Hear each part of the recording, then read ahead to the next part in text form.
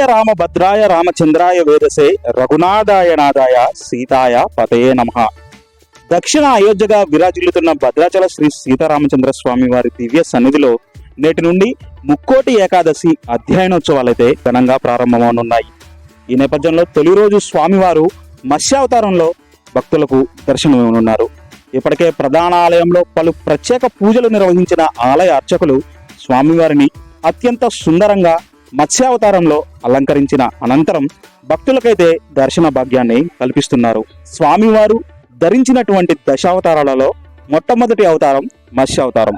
నేటి నుంచి మొదలు జనవరి 2 వరకు భద్రాచల శ్రీ సీతారామచంద్ర స్వామి వారి దేవస్థానంలో అధ్యయనోత్సవాలు అంగరంగ వైభవంగా నిర్వహించేందుకు ఇప్పటికే ఆలయ అధికారులు పూర్తి చేసిన నేపథ్యంలో తొలి రోజు స్వామివారు మత్స్యావతారంలో దర్శనమిస్తున్నారు.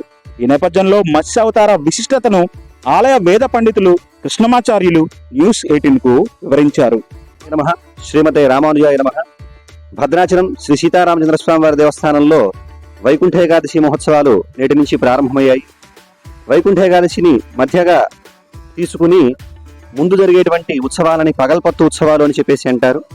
ఈ పగల్పత్తు ఉత్సవాలలో రోజుకొక అవతారంలో స్వామివారు మనకి దర్శనాన్ని అనుగ్రహిస్తారు.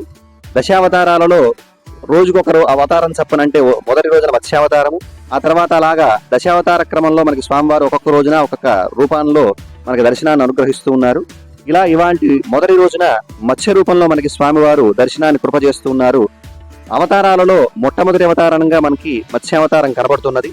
అంటే భగవానుడు అనేక అవతారాలను ధరించాడు.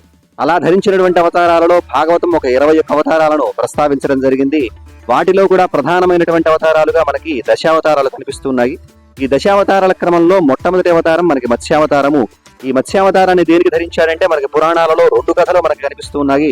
మొట్టమొదటి కథ చూసుకున్నట్లయితే జ్ఞానప్రదమైనటువంటి వేదాలను బ్రహ్మదేవుడికి అందించగా వాటిని దొంగిలించుకుని సోమకాసుడు అనేటువంటి రాక్షసుడు సముద్ర గర్భంలోకి చేరతాడు. అప్పుడు ఆ రాక్షసుని సంహరించడం కోసం శ్రీమన్నారాయణుడు మత్స్య రూపాన్ని ధరించి సముద్రంలో ఉన్నటువంటి సోమకాసురుణ్ణి సంహరించి వేదాలను తీసుకువచ్చి బ్రహ్మదేవుడికి అందించడం జరుగుతుంది. ఆ వేద జ్ఞానంతోనే బ్రహ్మదేవుడు తర్వాత సృష్టిని ప్రారంభించడం జరుగుతుంది, అంటే సృష్టిని చేస్తాడు. ఇది మనకు ఒక కథ అయితే, రెండవ కథ వైవస్వత మనువు అనేటువంటి మనువు ఉంటాడు. ఈ మనువుకి ఒక మార్గాన్ని ఉపదేశించి ప్రళయకాలంలో ఉన్నటువంటి ఓడని జాగ్రత్తగా కాపాడుతూ ఆ ఓడలో మనువుని అలాగే సప్తఋషుల్ని మళ్ళాగా పునఃసృష్టికి కావాల్సినటువంటి విత్తనాలన్నింటినీ కూడా ఔషధాలన్నింటినీ కూడా జాగ్రత్త చేసి వాటన్నింటినీ కూడా సంరక్షించినట్లుగా మనకి 2 విధాలుగా మనకి మత్స్యావతార కథ మనకి పురాణాల్లో దర్శనమిస్తుంది. ఇటువంటి మత్స్య రూపంలో ఉన్నటువంటి భగవానుని దర్శించడం వల్ల మనకి కేతుగ్రహమైనటువంటి దోషాలన్నీ కూడా పోతాయి అని చెప్పి మనకి జ్యోతిష్శాస్త్రం చెబుతోంది. అలాగా మనకి వాస్తుశాస్త్ర సంబంధంలో కూడా మనకి కనబడుతోంది. మత్స్య సంబంధమైనటువంటి యంత్రాలను ఇంట్లో పెట్టుకోవడం వల్ల కూడా వాస్తు సంబంధమైనటువంటి దోషాలు దొరుకుతాయని మనకి వాస్తుశాస్త్రం చెబుతోంది.